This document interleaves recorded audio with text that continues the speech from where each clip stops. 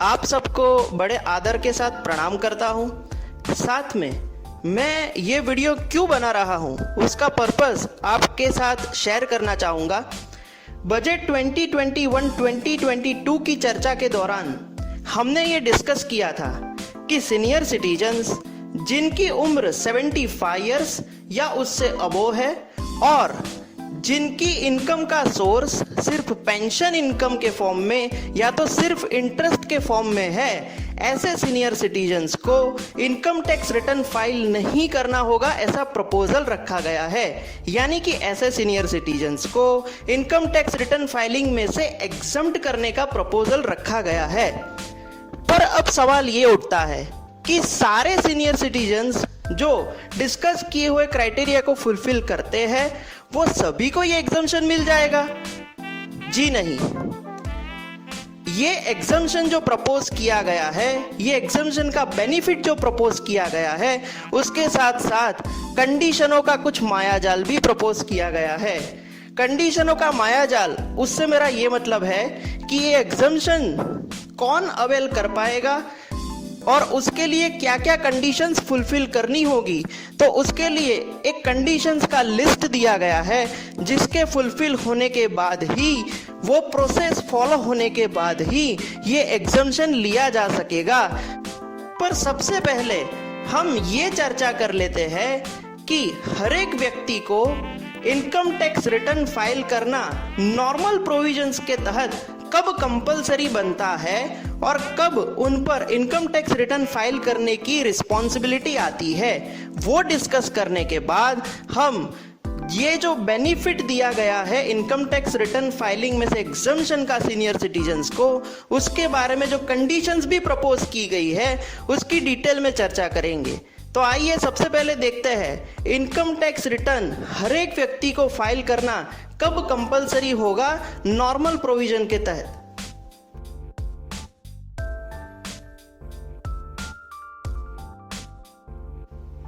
As per the provisions of section 139, हर एक individual जिनकी टोटल इनकम और किसी अदर व्यक्ति की टोटल इनकम जिनके लिए वो एसेसिबल है, अगर ये टोटल इनकम प्रीवियस ईयर के दौरान maximum amount not chargeable to tax यानी कि बेसिक एग्जम्पशन लिमिट को एक्सीड कर जाती है, तो उनको ऑन और before due date income tax return file करना कंपलसरी होगा। मतलब कोई भी व्यक्ति चाहे वो सीनियर सिटीजन है या नहीं है, अगर during the previous year total income ये maximum amount not chargeable to tax यानी कि बेसिक एग्जम्पशन लिमिट से कम है, उनको तो वैसे भी इनकम टैक्स रिटर्न फाइल करना कंपलसरी नहीं है। अगर वो चाहे तो वॉलेंटरी अपनी मर्जी से इनकम टैक्स रिटर्न फाइल कर सकते हैं। ये चर्चा करने का मेरा पर्पस ये है कि ये जो exemption from filing of return का बेनिफिट स्पेसिफाइड सीनियर सिटीजन्स के लिए लाया गया है, वो ऐसे सीनियर सिटीजन्स को अवश्य मिलेगा जिनकी इनकम ये maximum amount not chargeable to tax से भी एक्सीड कर जाती है, यानी कि बेसिक एग्जम्पशन लिमिट को भी एक्सीड कर जाती है। तो आइए अब डिटेल में डिस्कस करते हैं कि ये कंडीशंस का मायाजाल कैसा कैसा रखा गया है और कौन सी कंडीशंस फुलफिल करने के बाद और कौन सी प्रोसीजर्स को फॉलो करने के बाद स्पेसिफाइड सीनियर सिटीजन्स को ये बेनिफिट मिल पाएगा कि वो इनकम टैक्स रिटर्न फाइल ना करे। तो देखते हैं कौन सी कंडीशंस भी ये बेनिफिट के साथ प्रपोज की गई है।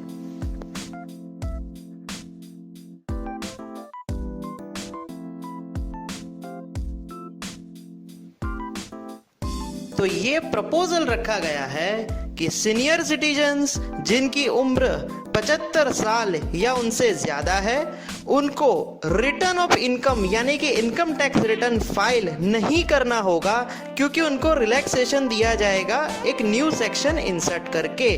पर ये रिलैक्सेशन तभी लिया जा सकेगा अगर मेंशन की हुई सारी कंडीशंस को सेटिस्फाई किया जाए, यानी कि ये नीचे मेंशन की हुई सारी कंडीशंस को अगर फुलफिल किया जाएगा तभी ये बेनिफिट लिया जा सकेगा। ये प्रपोजल रखा गया है। ये कंडीशंस भी एक वन टाइप ऑफ प्रपोजल ही है।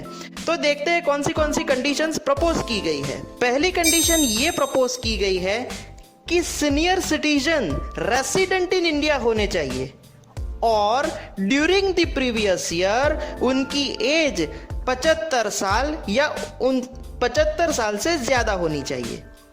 दूसरी कंडीशन ये रखी गई है कि उनकी सिर्फ पेंशन इनकम होनी चाहिए। हाँ, इंटरेस्ट इनकम भी होगी तो भी चलेगा, पर ये इंटरेस्ट इनकम सिर्फ और सिर्फ वही बैंक अकाउंट में जमा हुई होनी चाहिए जिस बैंक में पेंशन की इनकम रिसीव होती हो।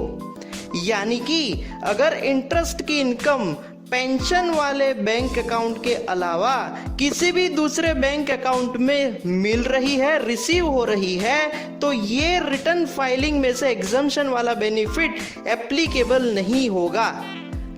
तीसरी कंडीशन ये रखी गई है कि बैंक अकाउंट जो भी है वो स्पेसिफाइड बैंक में होना चाहिए। ये स्पेसिफाइड बैंक्स कौन कौन सी होगी ये गवर्नमेंट के द्वारा फर्दर नोटिफाई किया जाएगा। और सबसे महत्वपूर्ण कंडीशन ये है कि एसएससी को ये बेनिफिट अवेल करने के लिए स्पेसिफाइड बैंक में जाके डिक्लेरेशन फाइल करना होगा। डिक्लेरेशन गवर्नमेंट के द्वारा प्रिस्क्राइब किया जाएगा, तो वही फॉर्मेट में ये डिक्लेरेशन फाइल करना होगा। और ये डिक्लेरेशन फाइल करने के बाद बैंक ऐसे एसएससी की इनकम को कंप्यूट करके उस पे जो भी टैक्स बनता होगा वो खुद से ही डिडक्ट कर लेगी। मैं यहाँ पे ये बताना चाहूंगा कि ये कंडीशंस फाइनेंस बिल 2021 के प्रोविजंस को एक्सप्लेन करने वाले मेमोरेंडम में दर्शाई गई है, पर फाइनेंस बिल 2021 पार्लियामेंट में ड्यूली पास होने के बाद, अप्रूव होने के बाद ही 1 अप्रैल 2021 से ये सारी कंडीशंस और ये प्रपोजल्स, ये प्रोविजंस को अमल में लाया जा सकेगा। तो पार्लियामेंट में चर्चा के दौरान इसमें चेंजेस होने की भी संभावनाएं है। तो इसमें चेंजेस आने की संभावनाएं भी है जो आपके ध्यान पे लाना मुझे जरूरी लगा, इसीलिए मैंने ध्यान पे लाने की कोशिश की।